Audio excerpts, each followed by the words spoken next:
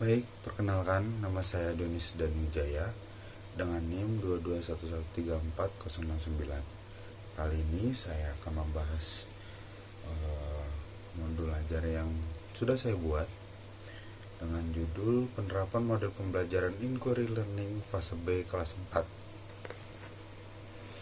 Di sini, modul ini saya memiliki pendahuluan. Yang pertama, pendidikan dasar memegang peranan penting dalam membentuk landasan pengetahuan dan keterampilan bagi peserta didik. Model pembelajaran yang menarik untuk ditelaah adalah model pembelajaran inquiry, di mana model pembelajaran inquiry ini yang adalah salah satu model pembelajaran yang saya pilih dan saya dapatkan juga, dan sini menempatkan siswa sebagai subjek aktif dalam proses pembelajaran. Pembelajaran berbasis inquiry atau pembelajaran yang merupakan metode pengajaran yang berpusat pada siswa, di mana siswa didorong untuk secara aktif menyelidiki dan menemukan jawaban atas pertanyaan mereka sendiri. Di sini saya menggunakan metode penelitian, yaitu studi literatur atau kajian pustaka, dalam tujuan yaitu mengetahui apakah pembelajaran inquiry learning dapat diterapkan di kelas 4. Ini saya juga menggunakan beberapa pendapat ahli, yaitu menurut Arens, model pembelajaran inquiry merupakan model pembelajaran yang dirancang untuk mengajarkan kemampuan berpikir kepada siswa.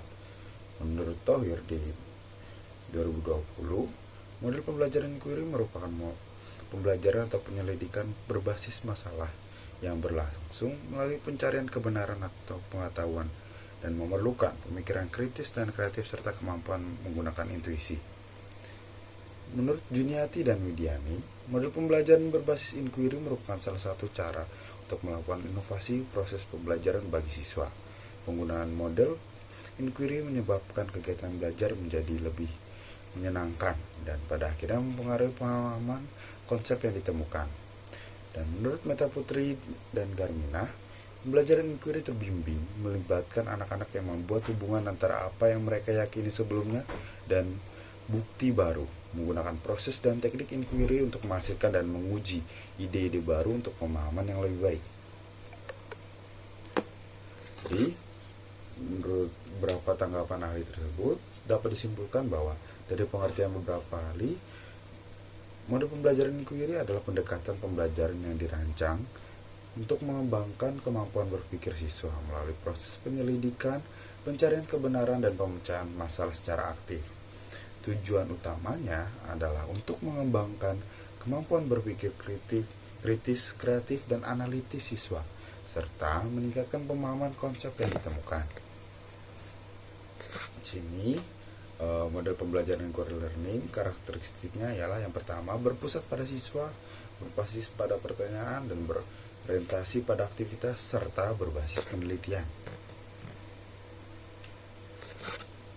Model pembelajaran inquiry learning ini juga memiliki kelebihan dan kekurangan. Yaitu yang pertama, kelebihan pertama adalah meningkatkan pemahaman dan pengetahuan, mengembangkan keterampilan pemecahan masalah dan kolaborasi, meningkatkan rasa percaya diri dan belajar kemandirian, dan mengembangkan kemampuan berpikir kritis dan kreatif, serta meningkatkan motivasi dan keterlibatan siswa.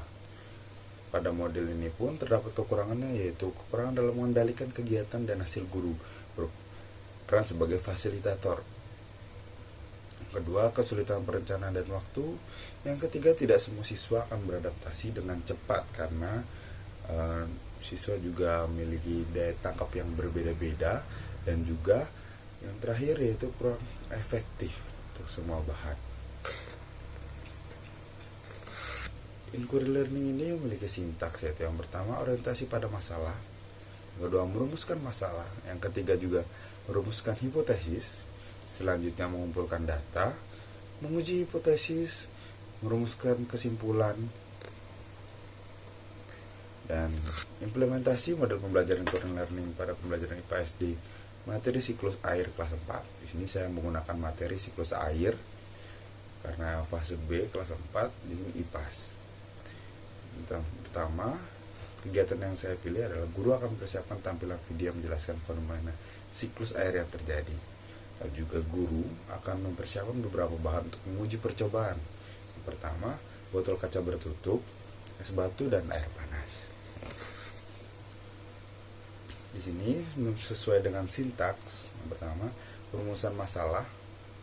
Jadi setelah guru menayangkan video tentang siklus air, peserta didik akan merumuskan apa saja yang terjadi saat fenomena siklus air terjadi. Hipotesis, guru akan mempersilahkan peserta didik membuat dugaan sementara mengenai apa saja yang terjadi saat fenomena siklus air dan membuat urutannya. Lalu selanjutnya akan bawa ke diskusi kelompok. Setelah mendapatkan dugaan sementara, peserta didik akan berdiskusi bersama kelompok yang telah dibentuk dan mulai menguji hasil dari dugaan sementara. Di sini eksperimennya, peserta didik akan bereksperimen menggunakan mangkok aluminium, air, dan kompor. Mohon maaf, ini belum saya benarkan. Di sini eksperimen ini akan menggunakan botol kaca bertutup, air panas, dan es batu. Yang pertama, masukkan air panas ke dalam toples kaca, lalu tutup toples kaca, lalu letakkan es batu di atas botol kaca, lalu tunggu hingga air panas menguap hingga membentuk titik-titik air menetes di permukaan dinding botol kaca. Setelah peserta didik melakukan eksperimen tersebut, peserta didik diminta untuk mengamati setiap proses yang terjadi dan mencatat di buku semua proses yang terjadi. Setelah melakukan eksperimen, guru akan membimbing peserta didik dalam menarik kesimpulan yang dihasilkan dan akan mempersilahkan peserta didik mencocokkan dengan hipotesis atau dugaan sementara yang telah dibuat tadi serta mempresentasikannya di depan kelas. Di sini model pembelajaran yang inquiry learning pada materi siklus air juga memiliki beberapa kaitan. Itu yang pertama, orientasi pada masalah. Setelah kegiatan yang dilakukan tadi, saya akan menarik ke sintaks inquiry learning. Orientasi pada masalah, berorientasi pada masalah melalui diskusi dengan kelompok mengenai topik siklus air agar mengetahui materi yang akan dibahas. Sintaks yang kedua, merumuskan masalah, mencari berbagai permasalahan yang ada mengenai topik siklus air bersama kelompok. Merumuskan hipotesis, di sini peserta didik menentukan jawaban sementara atau dugaan sementara mengenai permasalahan yang sudah dirumuskan bersama kelompok. Lalu selanjutnya mengumpulkan data, mencari data mengenai permasalahan yang telah ditemukan sebanyak-banyaknya agar dapat menguji hipotesis yang telah dirumuskan. Selanjutnya menguji hipotesis yang telah dikumpulkan sehingga dapat membuktikan apakah hipotesis tersebut benar atau salah. Yang terakhir menarik kesimpulan setelah langkah-langkah menguji hipotesis yang diuji dan dibuktikan dan akan ditampilkan kepada peserta didik yang lain. Lalu di sini juga metode dan pendekatan yang dapat digunakan untuk pembelajaran inquiry learning dalam pembelajaran PSD materi siklus air menurut saya yaitu ada dua. Yang pertama ada discovery learning, di mana discovery learning ini sendiri melibatkan siswa karena menekankan peran aktif siswa dan kemampuan siswa mengeksplorasi dan juga mendorong pengembangan keterampilan berpikir kritis, kreatif, dan kemandirian belajar. Lalu juga outdoor, melibatkan siswa dalam meningkatkan kemampuan mengeksplor dan mengasah kemampuan siswa dalam bekerja sama, dan juga objek yang digunakan merupakan objek nyata dan berada di alam atau di lingkungan sekitar.